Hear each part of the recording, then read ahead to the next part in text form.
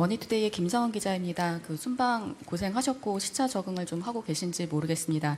저도 첫 번째 G7 1박 4일 일정 갔다 오고 이번에 갔다 오니까 감회가 좀 남달랐는데 대통령이 조금 더 솔직하게 두 번째 G7 정상회의 이제 참석하시고 나니까 좀 느낌이 어떠셨는지 자유롭게 말씀을 부탁을 드리겠고요. 그리고 책임감 있는 역할을 해야겠다고 하셨는데 2년차 외교 구상은 좀 어떻게 두고 계시는지도 조금 더 구체적으로 말씀해 주시면 감사하겠습니다. 네. 그리고 한 가지 더 질문을 공교롭게도 이번에 양자회담에서 캐나다 총리와 그리고 독일 총리를 둘 다 만나셨는데요. 캐나다가 60조 잠수함 사업 최종 사업자 발표 앞두고 있는 가운데 만남이었기 때문에 저희도 관심이 컸는데 혹시 좀 긍정적인 결과를 기대해도 될지 좀 그런 분위기가 감지가 됐는지 좀 말씀해 주시면 감사하겠습니다. 네. 우선 쉬운 것부터 말씀을 드리면 두 총리, 캐나다 총리와 독일 총리는 독일 총리 먼저 만나고 그다음에 캐나다 총리를 만났는데 그 결과에 대해서 전혀 감을 잡을 수 없었고요. 우리의 종합적인 판단으로는 상당히 기대를 갖고 있기는 한데 그러나 낙관하기는 그렇게 호락호락하지는 않다. 좀 그렇게 말씀드려야 될 것 같아요. 감을 잡기가 매우 어려운 그런 상황이었습니다. 제가 지금 막 졸리는데 그 시차 때문에 그런 건가요? 여러분도 고생하셨습니다. 제가 순방을 다니면 우리 동행하는 언론인 분들한테 참 미안하다는 생각이 듭니다. 너무 힘들죠, 사실은. 열 몇 시간씩 그 좁은 의자 좌석에 앉아서 쪽잠을 자야 되는데 너무 힘드실 것 같아요. 그리고 이번에 또 비용을 엄청나게 많이 냈다고. 돈 없으면 해외 취재도 못 다닐 것 같아요. 그래서 그거는 제가 좀 법률적 검토를 좀 지시를 해놨어요. 제 생각은 어쨌든 우리가 법률이나 상식상으로 민간의 취재 활동에 대해서 지원을 해준다고 하는 게 약간 문제가 있다는 지적이 있으니까 그거에 안 하더라도 취재진으로부터 우리가 부당한 이익을 취할 필요는 없잖아요, 그죠? 그래서 제가 뭔 지시를 했냐면 항공료는 여러분이 안 가시면 빈자리로 가는 거잖아요. 빈자리로 가면 그 항공료만큼 손해가 나거나 이익이 생기는 게 아니니까 더 타고 가면 혹시 비행기가 무거워져 가지고 항공료가 조금 더 들 수 있나요? 그런 정도. 그러나 일반 항공료 상당의 비용을 받는 것 같던데요. 그건 내가 보면 부당이익 것 같아요. 그래서 그 문제를 한번 점검을 해보자. 너무 수천만 원씩 내면서 어떻게 취재를 합니까? 이게 여러분들의 영업 활동이라고 보면 안 되잖아요. 이게 국가를 위한, 공동체를 위한 공익적인 측면이 있고 정부 입장에서는 이걸 많이 홍보를 해야 되는데 여러분이 또 홍보를 대신해 주는 측면이 있기 때문에 어차피 빈자리로 가는 것, 그 비용까지 일반 항공료를 받는 건 좀 문제가 있어 보여서 지적을 해놨다는 말씀드립니다. 두 번째, 제가 작년에 처음 G7 회의를 갔을 때는 사실 취임한 지 며칠 되지도 않고 원래는 안 갈까 생각했었죠.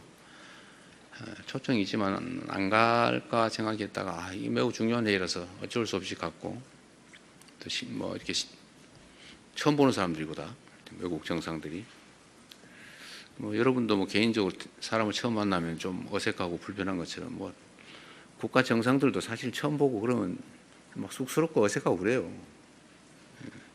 이번에 보니까 우리 일본 총리께서 좀 그러신 것 같아요. 아마 그 G7 회의는 처음이었죠. 늦게 취임하시면서. 어쨌든 그러나 이번에 이제 두 번째는 거의 다 만나봤던 긴 시간 얘기를 했던 분들이어서 더 깊이 있는 대화도 가능하고 또 정서적 교감도 훨씬 더 쉬웠던 것 같습니다. 또 앞으로도 계속 노력해야 되겠죠. 국가 간의 관계도 정상들 간의 정서적 유대와 교감이 매우 크게 영향을 미칩니다. 이번에 제가 사실 매우 고마웠던 것은 이태리 측의 그런 배려라고 할까 그런 거였죠. 우리 교민들이 여러 가지 저한테 민원을 냈는데 그 중에 하나가 이제 우리 국민들이 연간 100만 명 정도가 이탈리아 관광을 갑니다. 그러니까 거기 이태리에 있는 우리 재외 국민들 또는 동포들이 관광 가이드를 하는 경우가 많은데 그게 이제 시험 봐서 자격증을 얻는데 되게 어려움이 많대요. 이제 그 얘기를 했더니 그 얘기를 하고 난 다음에 주말인데 밤에 관광청에서 우리 교민들 중에 그 일에 관계된 관광 가이드 회장인가 그분한테 전화가 왔다고 해요. 뭐 앞으로 이렇게 한번 처리하자. 뭐가 문제냐. 뭐 그래서 제가 그 다음 날 낮에 월요일 날 간담회라고 했는데 전날이니까 일요일 날 연락이 온 거예요. 정말 각별한 배려를 해준 거죠. 멜로니 총리께서 특별히 배려해서 주말에 이렇게 조치를 해준 겁니다. 매우 감사한 일이죠. 그게 아마 서로 간의 신뢰와 교감 때문이 아닐까 그런 생각을 합니다. 그리고 초감가 상각제도라고 하는 것도 우리 대한민국 기업들은 배제돼 가지고 혜택을 못 보게 돼 있어서 엄청난 부담이었는데 저번 1월 달에 총리께서 방한했을 때 제가 그 문제 지적을 했는데 그 사이에 몇 달 사이에 법률 개정까지 다 끝내가지고 대한민국 기업들의 그 수출품에 대해서는 똑같은 유럽 기업과 똑같은 혜택을 주기로 바꿔놨더라고요. 그래서 제가 하원 의장하고 면담이 있어서 고맙다고 그랬더니 원래 이태리는 원래 이렇게 일하지 않는다고. 이건 정말로 특별한 예배라 그런 말씀하시더군요.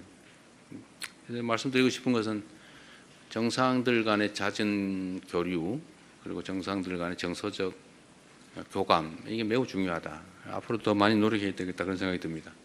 아주 뭐 몇 년 동안 또는 십수년 동안 해결되지 않던 아주 묵은 숙제, 난제들도 정상들 간의 대화를 통해서 많이 해결을 했어요. 지금까지도.